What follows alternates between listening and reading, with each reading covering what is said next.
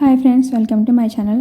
ఇదిగోండి, ఇదైతే అంతర్వేది లక్ష్మీ నరసింహస్వామి వారి యొక్క సౌత్ వైపు గోపురం అండి. మనకి ఇది ఇక్కడే పార్కింగ్ ఏరియా అయితే ఉంటుందండి.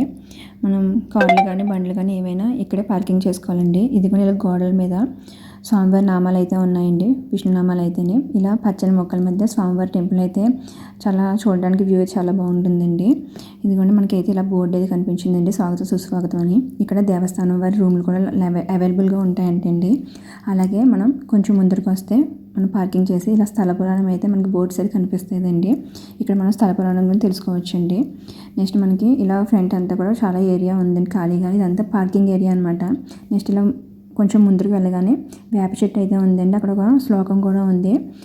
నెక్స్ట్ దానికి 2 ప్రదక్షిణలు చేస్తే మంచిది అనేసి అంటే నేను 2 ప్రదక్షిణలు కూడా చేశానండి. నెక్స్ట్ ఇక్కడ స్వామివారికి అక్కడ జరిగేటువంటి కార్యక్రమాలు ఏంటి డైలీ గుళ్ళో ఇవన్నీ అక్కడ చూడొచ్చండి. నెక్స్ట్ ఈ నవనరసింహ క్షేత్రం యొక్క మళ్ళీ స్థల పురాణం అయితే ఇంకా డీటెయిల్గా ఉందండి.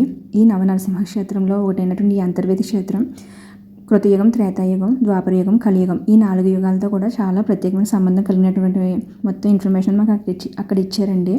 ఇలా మనం స్వామివారి టెంపుల్కి ముందుకు వస్తే అంటే వెస్ట్ వైపు కొనుక వస్తే మనకి ఇలా చెప్పులు పెట్టుకుని ప్లేస్ అయితే ఉందండి. నెక్స్ట్ ఈయన అంటే ఈ ఆలయాన్ని నిర్మించినటువంటి ఆయన. ఇక్కడ మనకి ఇక్కడ జరిగేటువంటి అభిషేకాలు, ఈ సుదర్శన హోమం ఇవన్నీ కూడా మనకి బోర్డు అయితే వివరంగా ఇచ్చారండి. మనం బయటనైతే కాళ్ళు కడుక్కొని మనం అయితే టెంపుల్లోకి అయితే వెళ్ళొచ్చండి.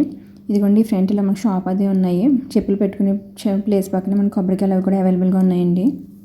ఇదిగోండి, ఇదైతే స్వామివారి యొక్క వెస్ట్ వైపు గోపురం అండి. మనం ఇలానే ఎంటర్ అవ్వాలని లోపలికి. మనకి ఇది ఇక్కడ ఏంటంటే 5 అంతస్తులో కనిపిస్తుందండి గోపురం అనేటువంటిది. ఇదిగోండి, విగ్రహాలు పెయింటింగ్ అంతే ఇలా ఉందండి. మనకి బోత్ సైడ్స్ కూడా క్షేత్రపాలకులు, ద్వారపాలకులు ఉన్నారండి. ఇలా అయితే లోపలికి ఎంటర్ అవుతున్నామండి. మనం లోపలికి ఎంటర్ అవుతూనే మనం ఏంటంటే వెస్ట్ వైపు నుంచి వెళ్తామండి. మనకైతే ఇలా ధ్వజస్తంభం కనిపిస్తుంది. ఇదిగోండి, శ్రీ లక్ష్మీనరసింహ స్వామివారి అని చెప్పేసి ఉంది కానీ ఇలా లోపలికి అయితే మనం వెళ్ళాలండి.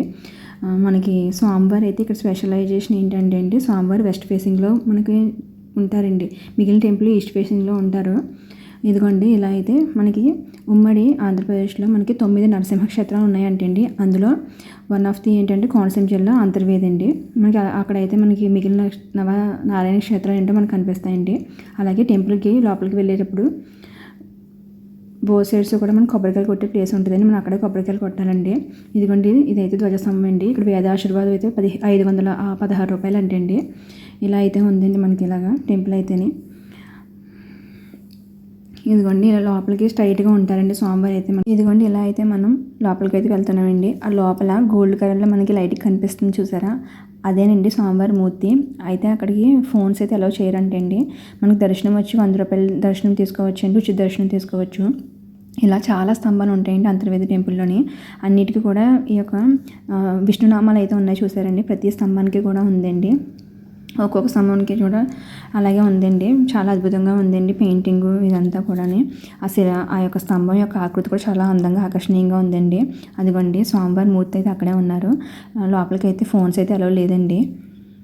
అదిగోండి, ఇదైతే కళ్యాణ మండపం అంటే అండి. అక్కడ స్వామివారి కళ్యాణ మండపం చేస్తారంటే అండి, కళ్యాణం చేస్తారండి. అది ఇక్కడ ఎవరైనా తులాభారం వేయించుకోవాలంటే ఇక్కడ తులాభారం కూడా ఉందండి. ఇదిగోండి, ఇలా మనకి ఒకవైపు ఏంటంటే లోపలికి ఎంటర్ అయ్యేటప్పుడు మనకి లెఫ్ట్ సైడ్ వికసనాచార్య స్వామివారి సన్నిధి అయితే ఉందండి, దర్శించుకోండి, మర్చిపోకండి ఎవరని. అలాగే మనకి లెఫ్ట్ సైడ్ అయితే యాగశాల అయితే ఉందండి ఇటు సైడు. ఇదిగోండి, ఇలా అయితే ఉంది. మనం ఇంకొంచెం లోపలికి వెళ్తే అక్కడ రాముల వారి యొక్క మందిరం అయితే కనిపిస్తుందండి. అటు పక్కనే మనకి భక్తాంజనేయ స్వామి కూడా కనిపిస్తున్నారు. అదిగోండి, నాకు అక్కడ వీడియో తీయొద్దన్నారు, బట్ నేను ఇలా తీసాను వీడియో అయితేనే. అక్కడ గరుడ మంత్రి విగ్రహం కూడా ఉందండి భక్తాంజనేయ స్వామికి ఆపోజిట్లోనే. ఇదిగోండి, ఇలా హుండీ అయితే ఇక్కడ ఉంది. మనకి ప్రతిరోజు కూడా అక్కడ హోమం అయితే జరిపిస్తారంటే అండి, సుదర్శన హోమం. 400 అండి టికెట్ ఒక జంటకు వచ్చి ప్రతిరోజు జరుగుతుందండి. వేణుగోపాల స్వామి వారిని కూడా దర్శించవచ్చు. ఇదిగోండి, సుదర్శన హోమం అంటే ఇక్కడ నిర్వహిస్తారంటే అండి. ప్రతిరోజు పొద్దున్న 10 గంటల నుంచి 12 గంటల వరకు నిర్వహిస్తారంటండి. 400 రూపాయలు టికెట్ తీసుకుంటారంటండి ఒక జంటకి. ఇదిగోండి, ఇదైతే స్వామివారి యొక్క గర్భగుడి యొక్క బ్యాక్ సైడ్ విజువల్స్ అండి. ఇలాగా సూర్యనారాయణ స్వామివారి యొక్క విగ్రహాన్ని కూడా మనం దర్శించవచ్చు. చూడండి, గుడి ఎంత పురాతనమైందో మనకి గోడలను చూస్తే తెలుస్తుంది. ఇదిగోండి, కొబ్బరి చెట్ల మధ్య స్వామివారి టెంపుల్ యొక్క దృశ్యాలు అనేటువంటి చాలా అద్భుతంగా ఉన్నాయి. స్వామివారి సన్నిధికి యొక్క బ్యాక్ సైడ్ ఇలా అన్నదానం కూడా ప్రతిరోజు నిర్వహిస్తారంటే నిత్య అన్నదానం జరుగుతుందంటే ఇక్కడ. ఆలయంలో కెమెరామెన్స్ కూడా అవైలబుల్గా ఉన్నారండి. మనకు కావాలంటే ఫోటో తీసి వెంటనే తీసేస్తున్నారు. మనకి ఎగ్జిట్ మనకు వచ్చేసి ఈస్ట్ వైపు ఉంటుందండి. మనం ఉచిత భోజనం చేస్తాం కదా, అక్కడి నుంచి వెళ్ళాలి. నెక్స్ట్ ఇక్కడ బ్యాక్ సైడ్ స్వామివారి గర్భగుడికి బ్యాక్ సైడ్ మన సంతాన గోపాల స్వామి టెంపుల్, కేశవ స్వామి టెంపుల్ కూడా ఉంటాయండి. అలాగే సౌత్ వైపు మండపంలో అయితే ఆల్వార్లో ఆచార్యుల సన్నిధి, పంచముఖ ఆంజనేయ స్వామివారి సన్నిధులు కూడా ఉంటాయి. ఇదైతే స్వామివారి బయట వైపు చూడొచ్చండి దృశ్యాలన్నీ కూడా, మొత్తం ఆలయం అంతానే. మనకి రంగనాయక స్వామివారి టెంపుల్ కూడా ఉంటుందండి. నార్త్ సైడ్ ఉంటుంది అనుకుంటాను ఇది టెంపుల్ అయితేనే. స్వామివారికి రైట్ సైడ్ అండి, రైట్ వైపు చూస్తే మనకి ఇలా రంగనాయక స్వామివారి టెంపుల్ అయితే ఉందండి. ఇంకా చుట్టూ చాలా టెంపుల్స్ అయితే ఉన్నాయండి. ఇదిగోండి ఇలాగా. నెక్స్ట్ ఏంటంటే స్వామివారికి లెఫ్ట్ సైడ్ వచ్చి, రైట్ సైడ్ వచ్చి వెంకటేశ్వర స్వామివారి టెంపుల్ అయితే ఉందండి. రైట్ సైడ్ ఏమో మనకి భూదేవి తాయారు టెంపుల్ కూడా ఉందండి. ఇలా చుట్టూ కూడా మనకు చాలా రకాలైనటువంటి టెంపుల్స్ అయితే మనకు దర్శనమిస్తాయండి. అన్నిటినీ ఒకసారి దర్శించండి ఎవరైనా అంతర్వేది వెళ్తే. కోనసీమ జిల్లాలో ఒక అద్భుతమైనటువంటి పుణ్యక్షేత్రం అంతర్వేది అండి. ఈ గుడి చుట్టూ కూడా చాలా రకాలైనటువంటి మనకి బొమ్మలు అయితే దర్శనమిస్తాయండి. దైవ సంబంధమైనటువంటి ఎన్నో చిత్రాలు మనం ఇక్కడ చూడొచ్చు. ఇది మనకి 16వ శతాబ్దంలో పల్లవరాజు నిర్మించారంటండి. చూడండి ఎంత అద్భుతంగా ఉందో. విజువల్స్ అన్నీ కూడా చాలా బాగున్నాయి. మనకి ఇలా పైకి మెట్లు కూడా వెళ్ళే ఫెసిలిటీ ఉంటుందంటండి. బట్ ఇప్పుడు క్లోజ్ చేశారు. అడిగితే ఎలా చేయట్లేదని అని అన్నారు. మనకి టెంపుల్ అంతా కూడా ఇలా ఎక్కడ చూసినా స్తంభాలతో అయితే ఉంటుందండి. చాలా అందంగా ఉంటుంది టెంపుల్ కూడాని.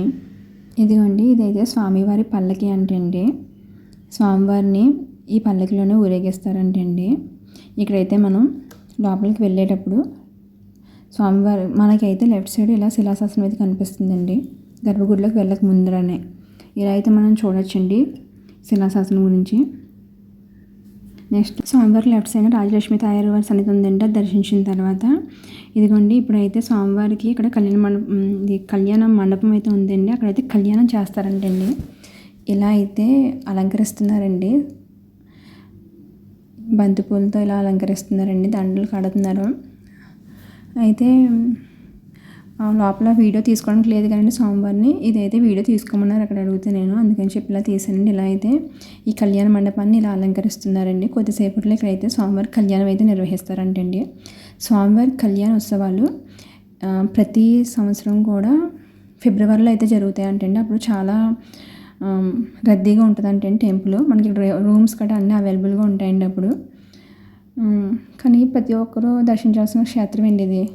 కృతయుగం ఆరంభంలో సాక్షాత్ బ్రహ్మదేవుడు రుద్రయాగం చేయడానికి వేదికగా ఈ ప్రాంతాన్ని ఎంపిక చేసి యాగరక్షణ కోసం శ్రీ నీలకంఠేశ్వరుని ప్రతిష్ఠించి యాగాన్ని పూర్తి చేసిన మహాపుణ్యక్షేత్రం అండి.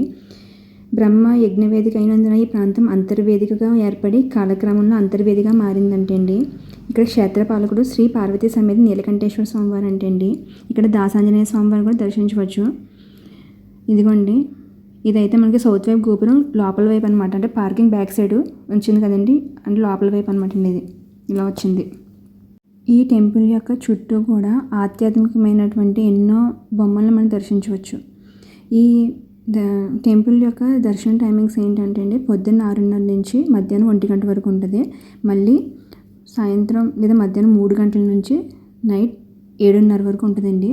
ఇదైతే మనకి స్వామివారికి లెఫ్ట్ సైడ్ వస్తుందండి. ఇలా మనకి ఇదంతా కూడా టెంపుల్కి సౌత్ వైపు వచ్చినప్పటికంటే లోపల వైపు అనమాట. టెంపుల్ లోపల వైపు మనకి ఇలా తులసివనం అనేటువంటిది మనకు ఒకటైతే కనిపిస్తుందండి. ఇక్కడైతే చాలా రకాల తులసి మొక్కలు ఉన్నాయండి. ఒకవేళ స్వామివారికి తులసితో ఏమైనా అర్చిస్తారేమో అని నాకైతే తెలియదు ఇన్ఫర్మేషన్ అయితేనే. ఇంకా అలా కొంచెం ముందరకు వచ్చిన తర్వాత మనకి ఇలా త్రాగునీరు సంబంధించినటువంటి ట్యాప్స్ అని అరేంజ్ చేశారండి. ఇదిగోండి మనకి చంటి పిల్లలకి బిడ్డలకి పాలు ఇచ్చేటువంటి గది కూడా ఉందండి, ఫీడింగ్ రూమ్ కూడా. ఇక శీఘ్ర దర్శనం అయితే 100 రూపీస్, ఈ లడ్డు ప్రసాదం అయితే 15 రూపీస్ అండి. అవి కూడా మనకైతే ఇక్కడ దొరుకుతాయండి. మనం గుడి లోపలికి వెళ్ళిన తర్వాత ఉచిత ప్రదక్షిణ లేదా దర్శనం వైపు మనకి ఇలా ఈ బోర్డు అయితే ఉందండి. ఇవన్నీ కూడా ఉచిత దర్శనం వైపు బోర్డ్స్ అయితే ఉన్నాయండి. ఈ క్షేత్ర పాలకుడైనటువంటి నీలకంఠేశ్వర స్వామివారి దేవస్థానం అంటే అండి కొంచెం శిథిలావస్థలో ఉందంట. పునర్నిర్మాణం కోసం ఎవరైనా ఏమైనా ఫండింగ్ ఇవ్వాలనుకుంటే కనుక ఇవ్వండి అని చెప్పేసి ఒక బోర్డు అయితే ఇక్కడ ఇచ్చారండి. ఇదిగోండి మనకైతే స్వామివారి టెంపుల్ లోపలికి వెళ్ళేటప్పుడు శ్రీకృష్ణుడు రథసారథిగా అర్జునుడు ఉన్నటువంటి అదే ఆ విగ్రహం అయితే మనం చూడొచ్చండి. పైనతో కనిపిస్తుంది చూసారా. అలాగే మనం లోపల ఎంటర్ అవుతూనే మనకి లెఫ్ట్ సైడ్ వచ్చేసి ఇలా ఒక వేప చెట్టు అయితే ఉందండి. ఇక్కడైతే భక్తులు దీపాలు వెలిగిస్తున్నారు. ముడుపులు కూడా కట్టారు చూసారా వేప చెట్టుకి. ఇదైతే లోపలండి. 10 రూపీస్ తీసుకుని లడ్డు కూడా మనకి ఇచ్చారండి అక్కడ. అది అయిపోయిన తర్వాత ప్రసాదం తీసుకుని మేమైతే తిరిగి బయటకైతే వచ్చేసామండి. ఇప్పుడైతే మేము ఎక్కడికి వెళ్తున్నామో చూడండి. అంతర్వేది స్వామివారి టెంపుల్కి దగ్గరలోనే మనకి అన్న చెల్లెళ్ళ గొట్టు అనేటువంటిది మనకి కనిపిస్తుందంటండి. ఇది కూడా అంతర్వేదిలో చాలా ఎక్కువగా చేపల చెరువులు ఎక్కువగా ఉంటాయంటండి. మనకి ఇదిగోండి రిసార్ట్స్ అనమాట. అక్కడ బీచ్ దగ్గర వశిష్ఠ నది గోదావరి నది ఒక ఉపనది అండి. అది సముద్రంలో కలిసేటువంటి ప్రదేశం అండి. అంతర్వేది వచ్చిన వాళ్ళు దీన్ని కూడా తప్పకుండా దర్శించండి. ఈ అరుదైన దృశ్యాన్ని తప్పకుండా అందరూ దర్శించాలి. ఇదిగోండి మేమైతే ఇలా దీనికి అన్నా చెల్లెలు గొట్టు అని పేరు పెట్టారండి. మేమైతే అక్కడికి ఇలా వెళ్తున్నామండి. నా వీడియో కనుక నచ్చితే లైక్ చేసి షేర్ చేసి సబ్స్క్రైబ్ చేయండి.